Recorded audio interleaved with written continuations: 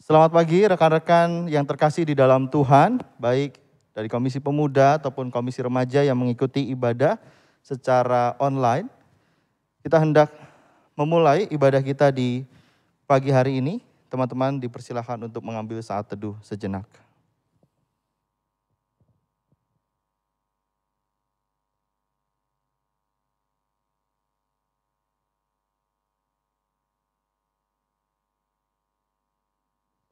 Mari kita mulai kebaktian kita di pagi hari ini dengan bangkit berdiri dan kita menaikkan pujian Allah hadir bagi kita.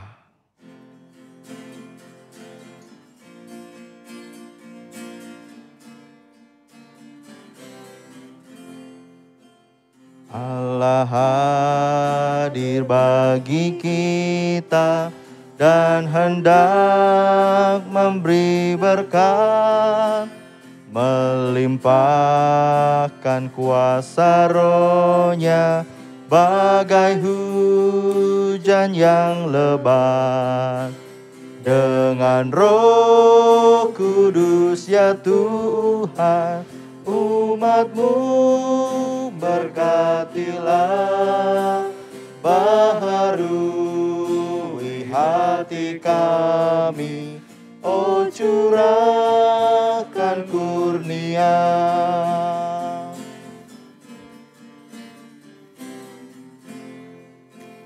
Allah hadir, sungguh hadir di jemaat yang kudus.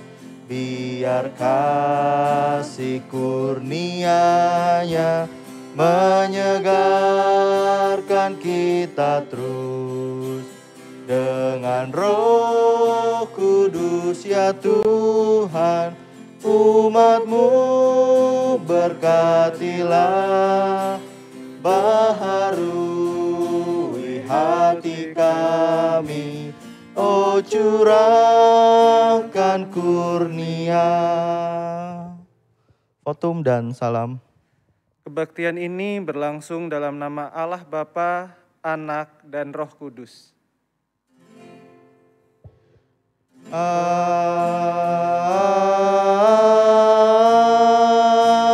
Amin. Amin. Amin. Tuhan beserta saudara. Dan beserta saudara juga. Teman-teman dipersilakan untuk duduk kembali. Shalom semuanya. Hari ini kita akan merenungkan sebuah tema yang berjudul Tuhan pasti pelihara kita. Melalui perenungan tema kita, hari ini kita diajak untuk selalu yakin teguh akan segala penyertaan dan pemeliharaan yang Tuhan berikan bagi setiap dari kita. Di saat kita menghadapi segala kesulitan dan pergumulan, maupun ketika peristiwa hidup yang membuat kita senang dan bahagia, Tuhan senantiasa setia dalam memelihara kita. Mari kita imani tema ini dengan menaikkan sebuah pujian, Ku nyanyikan kasih setia Tuhan.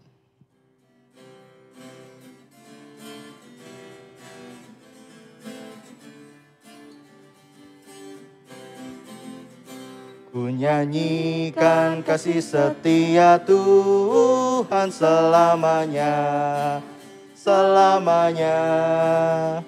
Ku nyanyikan kasih setia Tuhan selamanya, ku nyanyikan selamanya. Ku tuturkan tajamu, kasih setiamu Tuhan. Ku tuturkan tajamu, kasih setiamu turun-temurun. Ku nyanyikan kasih setia Tuhan selamanya, selamanya. Ku nyanyikan kasih setia Tuhan selamanya, ku nyanyikan selamanya. Ku tuturkan kan tajemu, kasih setiamu Tuhan, ku tuturkan tajemu, kasih setiamu turun-temurun, ku nyanyikan kasih setia Tuhan selamanya, selamanya. Ku nyanyikan kasih setia Tuhan selamanya, ku nyanyikan selamanya. Kita masuk dalam pengakuan dosa. Rekan-rekan semua, saat ini Tuhan mengundang kita, saya dan kita semua untuk mengakui dosa kita di hadapannya. Rekan-rekan semua diberi kesempatan untuk menaikkan doa pengakuan secara pribadi.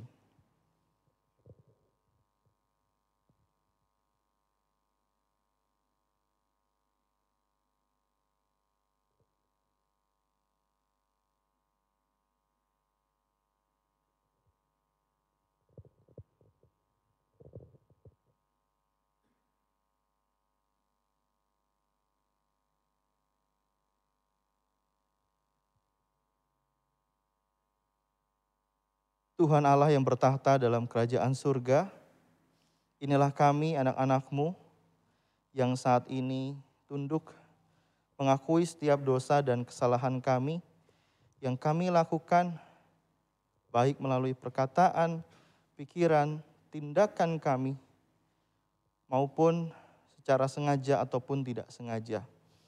Kami mengakui diri kami sebagai manusia yang terbatas, yang seringkali jatuh ke dalam dosa, tapi pengharapan dan keselamatan Tuhan begitu nyata. Maka ampunilah kami. Kami menyadari bahwa seringkali kami juga tidak meluangkan waktu untuk Tuhan. Kami menghabiskan waktu mengerjakan apa yang menjadi keinginan kami. Apa yang membuat kami semakin mencintai diri kami sendiri. Maka bukalah hati dan telinga kami Tuhan. Untuk kami menyadari bahwa perlunya kami untuk membangun komunikasi dan meluangkan waktu dengan Tuhan. Kami juga mungkin tidak mensyukuri atas berkat penyertaan yang Tuhan berikan. Seringkali kami mengeluh. Kami merasa kalah atas kehidupan yang kami jalani. Kami tidak mampu mengendalikan emosional kami. Kami menyerah Tuhan. Tolonglah ampuni kami. Berikanlah kami kekuatan Tuhan, untuk kami semakin menyadari bahwa bagaimanapun situasi yang kami hadapi, Tuhan senantiasa hadir untuk menguatkan kami. Inilah yang menjadi pengakuan dosa kami di pagi hari ini. Ampunilah kami Tuhan. Di dalam nama Tuhan Yesus Kristus, kami berdoa dan bersyukur. Haleluya. Amin. Kita naikkan pujian, Tuhanku bila hati kawanku.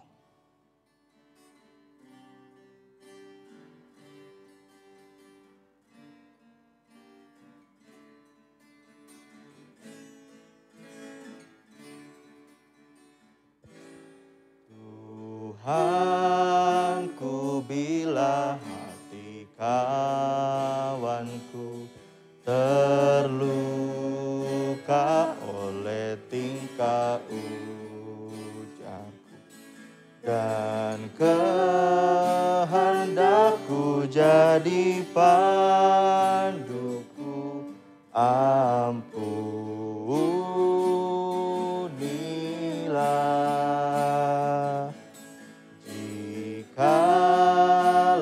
Tuturku tak semena dan aku tolak orang berkesan. Pikiran dan tuturku tercela, ampunilah.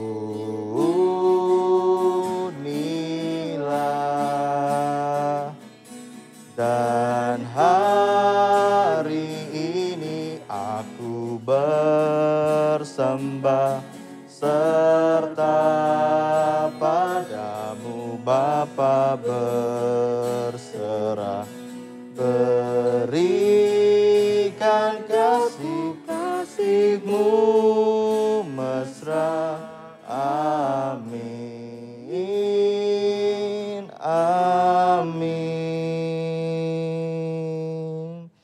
Kita masuk dalam berita anugerah.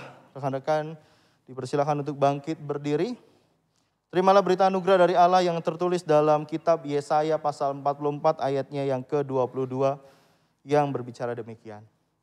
Aku telah menghapus segala dosa pelanggaranmu seperti kabut diterbangkan angin dan segala dosamu seperti awan yang tertiup. Kembalilah kepadaku sebab aku telah menebus engkau. Demikianlah berita anugerah dari Tuhan. Syukur kepada Allah. Mari kita memberikan salam damai.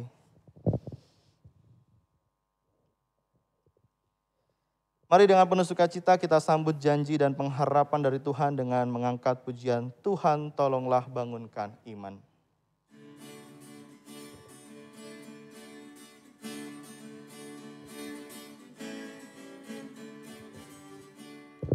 Tuhan tolonglah bangunkan iman, pulihkanlah kasih yang remuk. Tuhan tolonglah bangunkan iman, pulihkanlah kasih yang remuk. Ubahlah hatiku, jamalah diriku, biar di tanganmu berbentuk. Tuhan tolonglah bangunkan iman, pulihkanlah kasih yang remuk.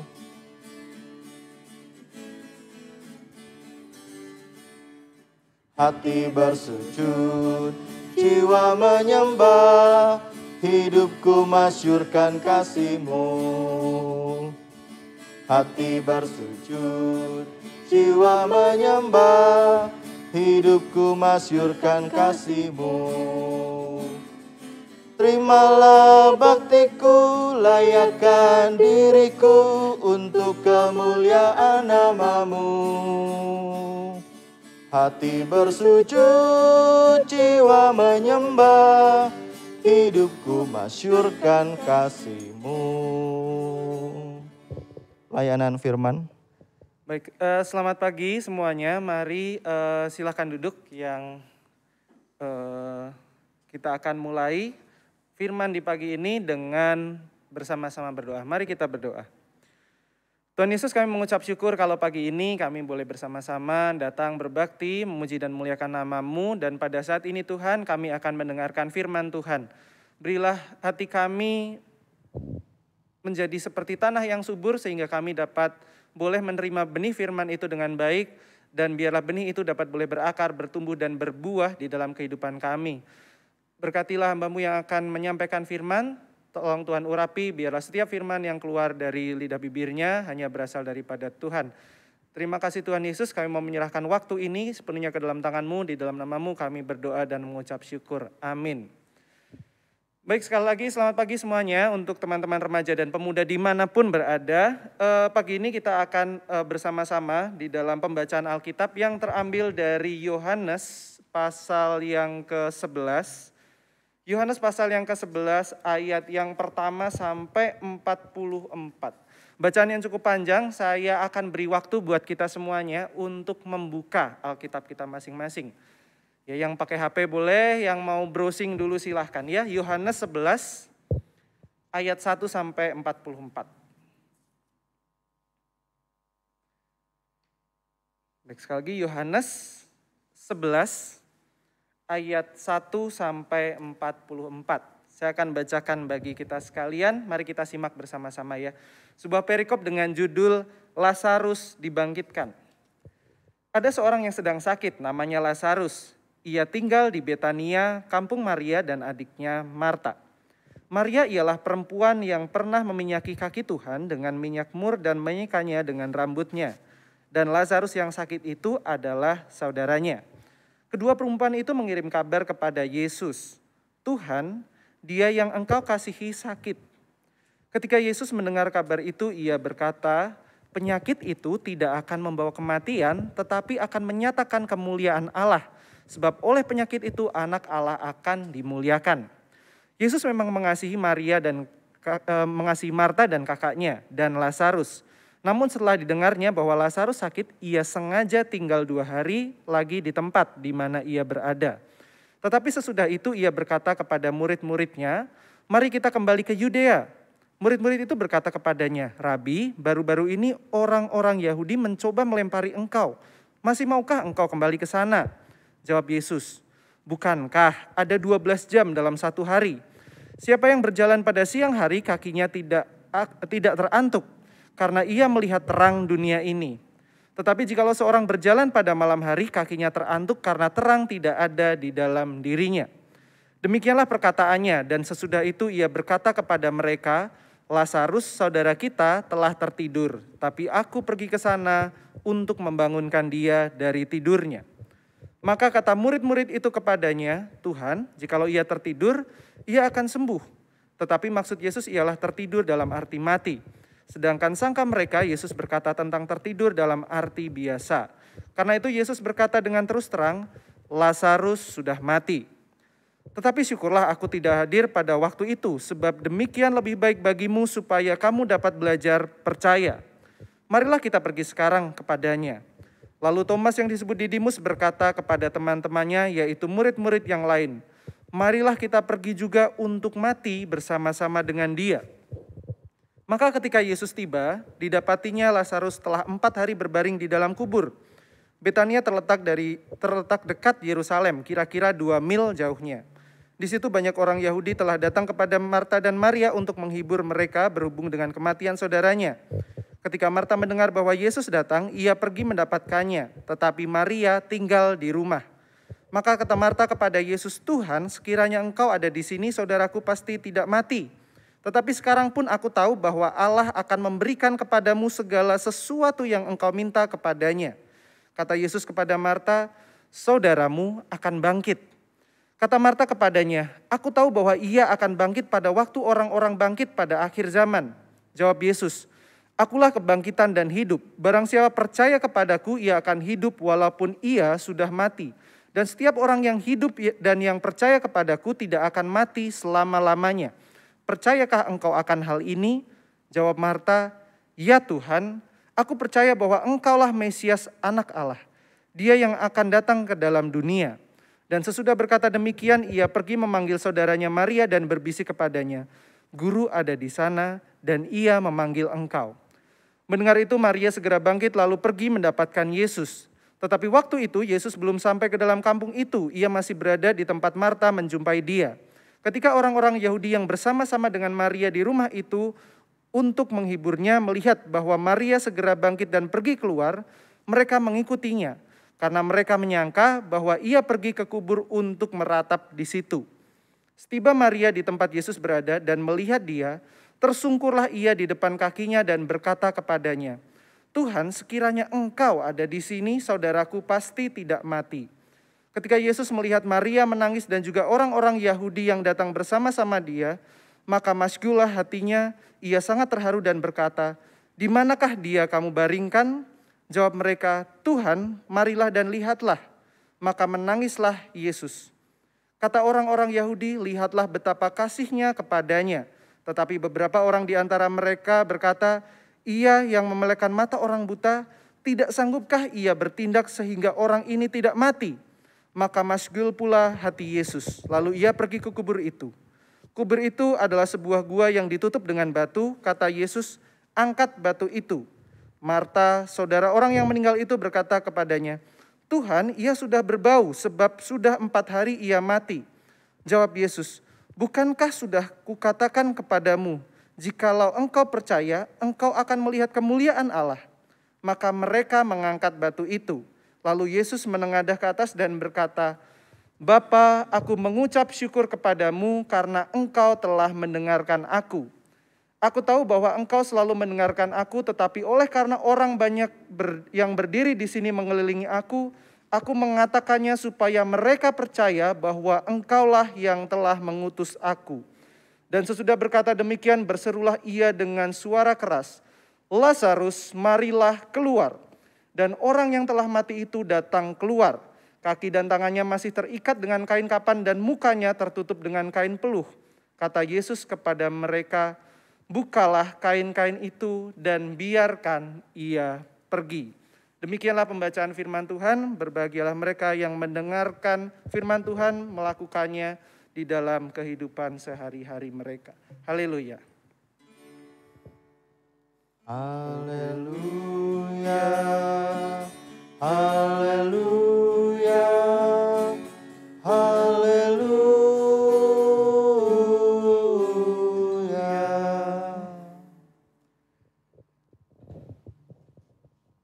Baik, selamat pagi semuanya. Pagi ini kita mendengarkan cerita yang mungkin sudah cukup familiar dengan kita, begitupun kita dengar berkali-kali mungkin di sekolah minggu. Tapi sebelum kita membahas lebih lanjut, perkenankan saya menyampaikan satu kisah, satu cerita. Pernah suatu hari ketika saya muda, sekarang juga masih muda sih, ketika mungkin SD atau SMP, saya lupa pergi kemana. Pada waktu itu saya naik mobil bersama sekeluarga gitu ya. Saya dari Magelang, dari rumah waktu itu menuju ke daerah Jogja, tapi Jogja pinggiran. Masih penuh sawah, masih penuh pepohonan gitu. Saya nggak tahu waktu itu, lupa karena mungkin belum terlalu dewasa, jadi kesadarannya juga tidak terlalu baik gitu ya. Tetapi ketika di pedesaan itu, kami berputar-putar di situ cukup lama. Saya ingat, saya menanyakan, Pak ini kita mau kemana sih? Iya ini kita mau ke kota tapi nggak tahu jalannya di mana. Karena betul-betul tidak ada rumah. Mungkin rumah ada tapi jarang gitu ya. Yang seingat saya itu betul-betul semuanya sawah, semuanya pepohonan. Jalanan itu yang pas untuk 2 mobil. Dan aspalnya itu bukan aspal yang bagus gitu ya. Aspal yang bergelombang. Nah, lalu tiba-tiba ketika hari sudah mau sore dan perasaan saya waktu itu sudah cukup panik gitu ya. Lalu muncullah seseorang bapak. Dia kayaknya baru selesai memanen sesuatu, jadi baru muncul di badan jalan itu. Karena akhirnya ada orang yang bisa ditemui, maka kami memberhentikan mobil di samping orang tersebut dan bertanya, Pak kalau arah ke jalan raya kemana ya? Lalu bapak itu menunjukkan, oh ini lurus aja, lalu belok ke sini. Dan memang petunjuknya cukup banyak karena ternyata kami tersesat cukup dalam pada waktu itu. Akhirnya kami berhasil menemukan jalan raya ketika hari sudah menjelang pukul 6 mungkin ya, sudah mau petang, sudah mau gelap, menemukan jalan raya dan damailah hati kami gitu. Berputar-putar cukup lama, akhirnya masalah berakhir. Namun ada satu perenungan saya yang terpikir sampai dengan saat ini bahkan. Apa yang terjadi jika Bapak itu tidak berada di sana pada waktu itu? Atau dalam skenario lain, apa yang terjadi kalau Bapak itu tidak memanen selama itu sehingga dia baru selesai di sore hari? Atau mungkin dia pulang agak siangan karena ada sesuatu yang lain. Atau mungkin dia sakit pada hari itu sehingga kami tidak bertemu. Jalan ceritanya mungkin akan jauh berbeda. Pengalaman yang saya dan keluarga saya rasakan pasti sangat jauh-jauh berbeda. Dalam refleksi saya memikirkan, masa sih Tuhan menaruh satu orang di satu titik untuk waktu yang sangat singkat. Tetapi kalau kita melihat dari perspektif orang itu gitu ya, seandainya kita membayangkan orang yang memberikan petunjuk ke suatu jalan, mungkin kita juga pernah. Masa sih seperjalanan hidup orang itu dari dia lahir, dia remaja, dia kemudian dewasa, menjadi tua.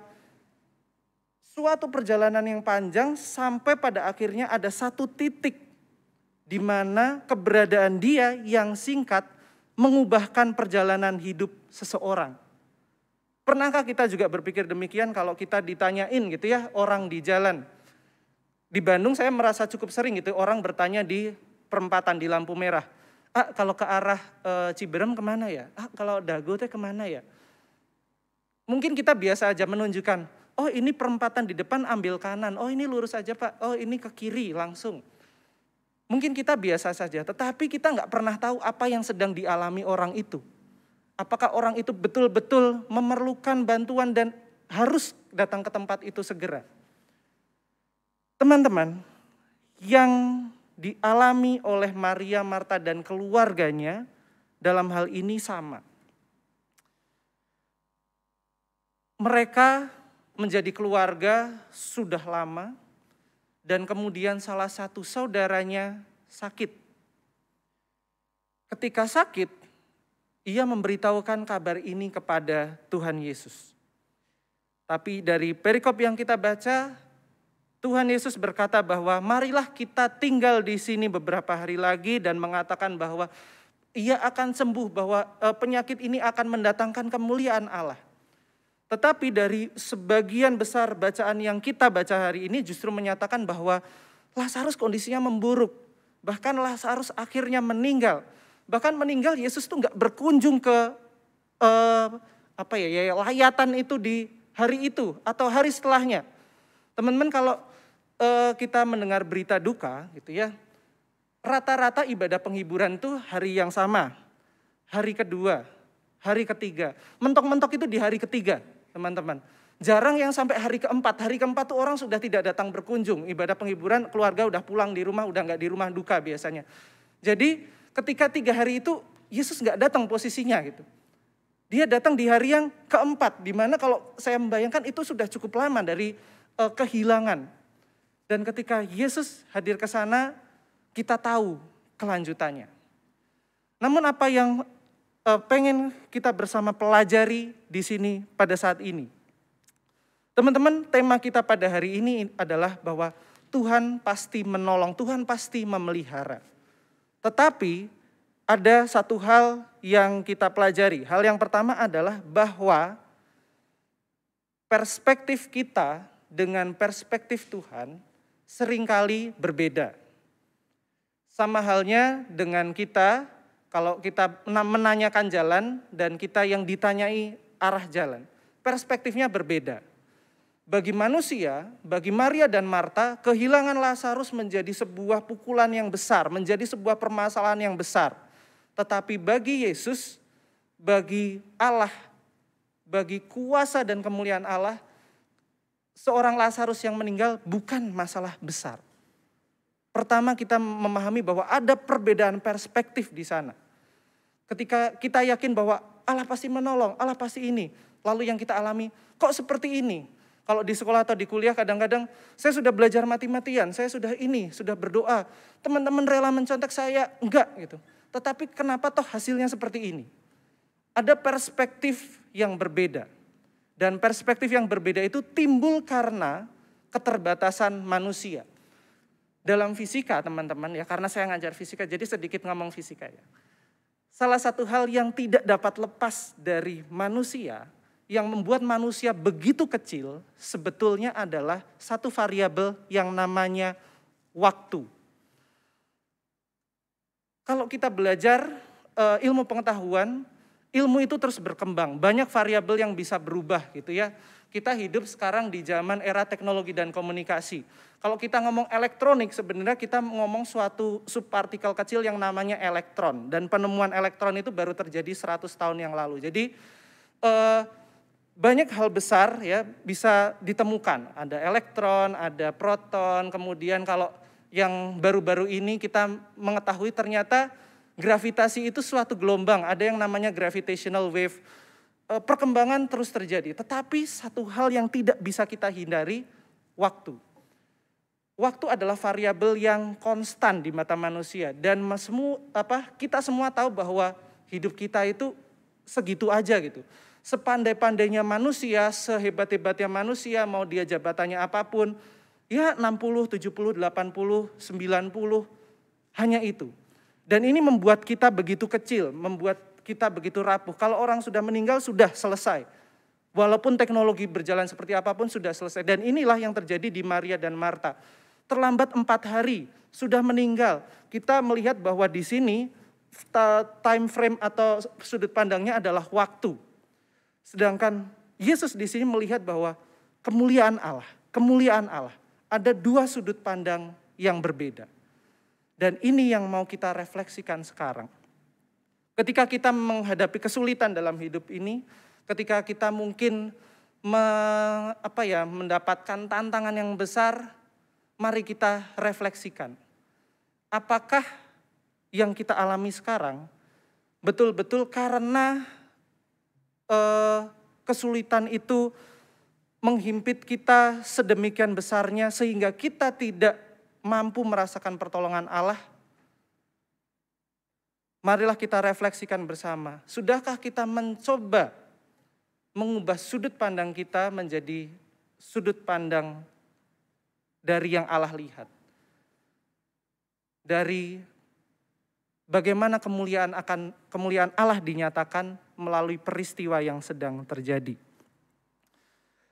Rekan-rekan sekalian, memang tidak mudah ya, menghayati bahwa Allah itu selalu memelihara, selalu menolong di tengah kondisi situasi yang tidak menentu seperti sekarang. COVID, kemudian kita sekarang melihat perang gitu ya di Ukraina. Ini sudah ada pandemi, ada perang. Lalu di sini, di tempat kita masing-masing banyak orang yang memprotes, mendoakan dan lain sebagainya. Tapi kok seperti ini terus? Memangnya apakah Allah diam saja dengan semua ini?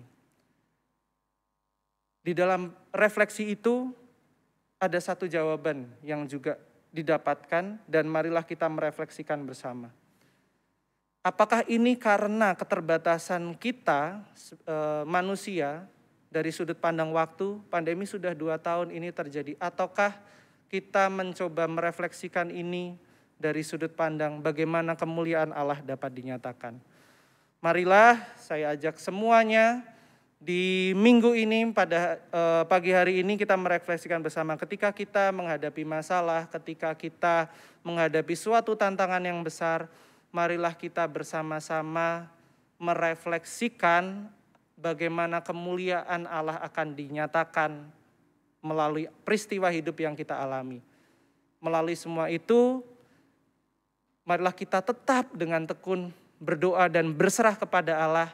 Dan tetaplah yakin bahwa bagaimanapun caranya, bagaimanapun Allah akan senantiasa memelihara kita. Bahwa bagaimanapun caranya, meskipun di mata manusia terlambat, di mata manusia seakan tidak ada apa-apa, tetapi bagaimanapun caranya, Tuhan pasti menolong kita. Karena itulah janji Allah bahwa Dia akan selalu beserta dengan kita. Immanuel dari sekarang sampai Maranatha. Amin. Marilah kita bersaat hening.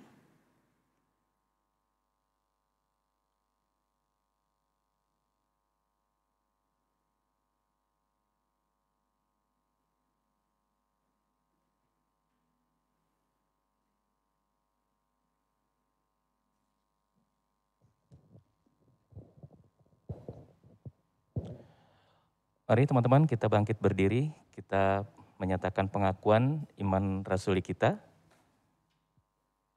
Mari kita bersama-sama menyatakan pengakuan iman rasuli kita dengan mengucapkan demikian.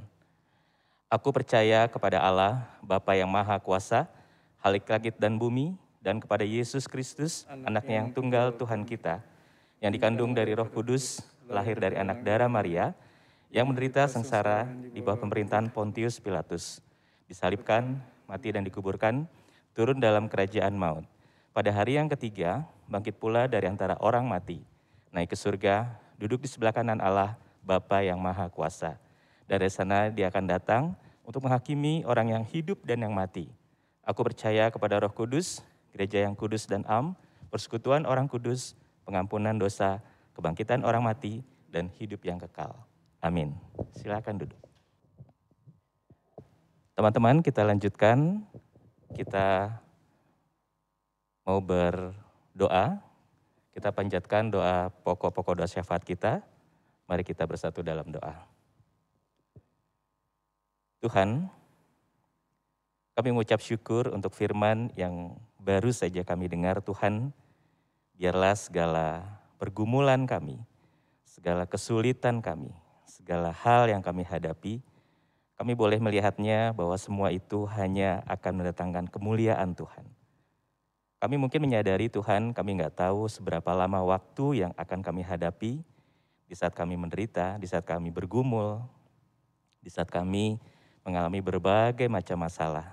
Tapi satu hal Dari firman Tuhan yang kami dengar di hari ini, kami boleh belajar bahwa Tuhan akan menyatakan kemuliaan-Mu. Tuhan tidak akan meninggalkan kami. Terima kasih Tuhan untuk firman-Mu, dan pagi hari ini kami mau berdoa untuk kesehatan teman-teman kami, pemuda dan remaja, di tengah pandemi saat ini Tuhan, buat mereka yang saat ini mungkin mengalami isolasi mandiri, atau mungkin mereka yang saat ini tengah mengalami isolasi di rumah sakit.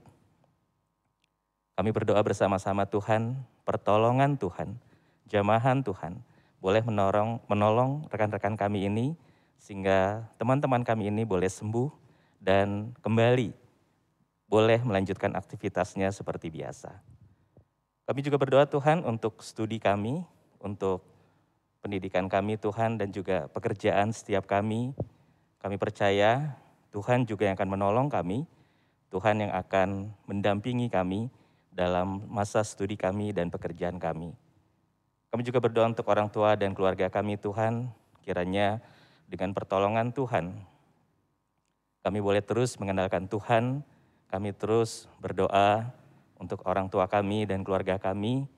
Di tengah masa pandemi ini Tuhan, kami berdoa, kemurahan Tuhan boleh hadir bersama dengan keluarga kami. Dan akhirnya Tuhan, kami juga berdoa bagi bangsa dan negara kami. Ada begitu banyak permasalahan yang dihadapi oleh bangsa ini Tuhan. Tapi kami percaya Tuhan yang akan menolong negeri kami. Tuhan yang memberkati setiap pemimpin negeri kami dari pusat sampai ke daerah. Kami mohon hikmat, penyertaan dan pertolongan Tuhan. Ini doa kami Tuhan, di dalam nama Tuhan kami Yesus Kristus kami berdoa. Amin.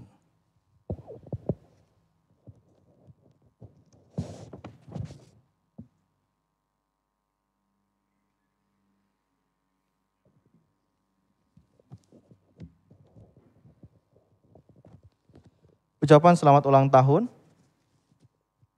Kita akan mengucapkan selamat ulang tahun bagi anggota remaja ataupun pemuda yang berulang tahun dari tanggal 21 sampai dengan 27 Februari. Selamat ulang tahun, Tuhan Yesus memberkati. Kita masuk dalam pelayanan persembahan. Kini tiba saatnya bagi kita untuk memberikan persembahan kita sebagai bentuk ungkapan syukur kepada Tuhan. Kita akan mendasari persembahan kita dengan kitab Ulangan pasal 16 ayat yang ke-10 yang berbicara demikian. Kemudian haruslah engkau merayakan hari raya 7 minggu bagi Tuhan Allahmu, sekedar persembahan sukarela yang akan kau berikan sesuai dengan berkat yang diberikan kepadamu oleh Tuhan Allahmu. Seraya kita mempersiapkan persembahan, mari kita memuji Tuhan dengan mengangkat pujian Apalah Arti Ibadahmu.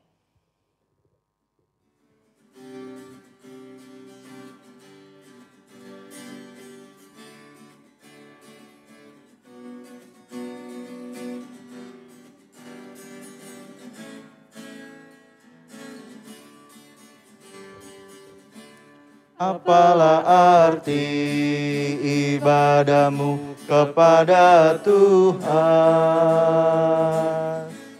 bila tiada rela sujud dan sungguh. Apalah arti ibadahmu kepada Tuhan, bila tiada hati tulus dan syukur. Ibadah sejati jadikanlah persembahan. Ibadah sejati kasihilah sesamamu. Ibadah sejati yang berkenan bagi Tuhan. Jujur dan tulus ibadah murni bagi Tuhan.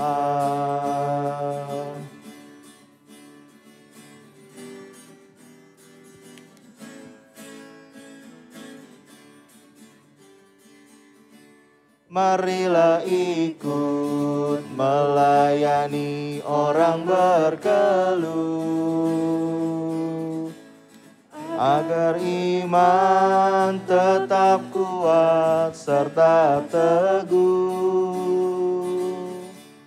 Itulah tugas pelayanan juga panggilan. Persembahan yang berkenan bagi Tuhan. Ibadah sejati jadikanlah persembahan. Ibadah sejati kasihilah sesamamu. Ibadah sejati yang berkenan bagi Tuhan. Jujur dan tulus ibadah murni bagi Tuhan. Mari kita bawa persembahan kita di dalam doa. Mari kita berdoa. Allah Bapa yang bertata dalam kerajaan surga, terima kasih Tuhan untuk berkat-Mu kepada setiap dari kami. Kemurahan hati-Mu Tuhan yang senantiasa untuk melimpahkan berkat dan juga rizki kepada setiap dari kami. Inilah sebagian dari berkat-berkat Tuhan dalam hidup kami. Kiranya berkat ini dapat menolong, persembahan ini dapat menolong saudara-saudara kami yang membutuhkan, yang sangat memerlukan bentuk persembahan ini Tuhan. Dan juga biarlah menjadi perluasan dari kemuliaan nama Tuhan melalui pelayanan di GKI Pastor ini. Terima kasih Tuhan, terimalah persembahan kami dan jadikanlah tubuh kami menjadi persembahan yang hidup, kudus, dan berkenan bagi Tuhan. Amin. Rekan-rekan dipersilakan untuk bangkit berdiri. Hari ini kita telah bersama-sama merenungkan bagaimana Tuhan selalu ada bagi kita semua di setiap kondisi yang saat ini sedang kita jalani. Di waktu-waktu yang saat ini mungkin buat teman-teman sulit, mungkin buat teman-teman rasanya susah untuk dijalani, tapi percayalah bahwa Tuhan senantiasa memelihara kehidupan kita jika kita tetap mau mengandalkannya di dalam segala aktivitas yang kita kerjakan. Mari kita akhiri ibadah hari ini dengan mengangkat pujian janji yang manis.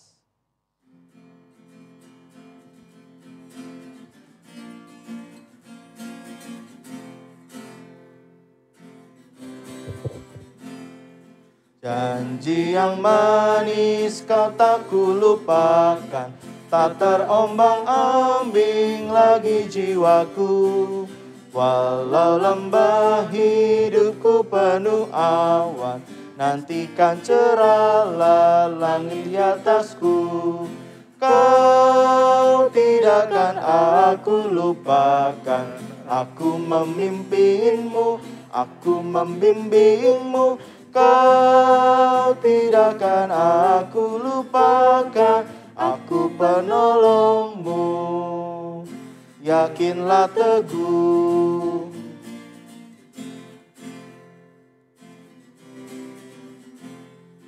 Yakinkan janji kau tak kulupakan, dengan sukacita aku jalan terus.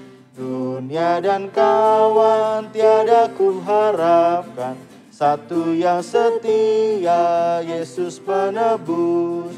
Kau tidakkan aku lupakan, aku memimpinmu, aku membimbingmu. Kau tidakkan aku lupakan, aku penolongmu. Yakinlah teguh. Pengutusan dan berkat. Mari saudara-saudara kita masuk ke pengutusan dan berkat dengan berlitani, arahkanlah hatimu kepada Tuhan. Kami mengarahkan hati kami kepada Tuhan. Jadilah saksi Kristus. Syukur kepada Allah. Terpujilah Tuhan. Kini dan selamanya. Mari kita memohon berkat Tuhan. Kiranya Tuhan memberkati kita dan melindungi kita. Tuhan menyinari kita dengan wajah-Nya dan memberi kita kasih karunia. Tuhan menghadapkan wajah-Nya kepada kita dan memberi kita damai sejahtera. Amin.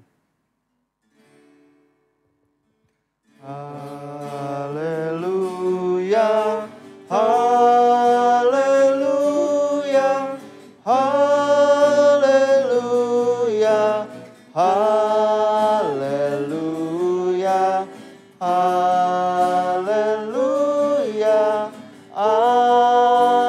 amin, amin, amin.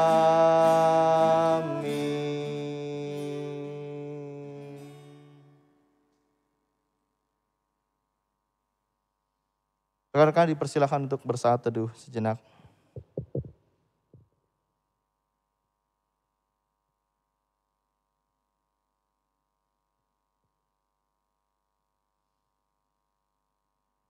Ibadah kita di hari ini telah selesai. Terima kasih untuk rekan-rekan remaja pemuda yang sudah hadir di Zoom di ibadah hari ini. Dan terima kasih juga untuk rekan-rekan lain yang mengikuti ibadah secara online melalui YouTube yang akan ditayangkan, yang sudah ditayangkan pukul 12. Kiranya ibadah hari ini menjadi berkat untuk kita semua. Sampai jumpa di ibadah minggu depan. Tuhan Yesus nantiasa memberkati.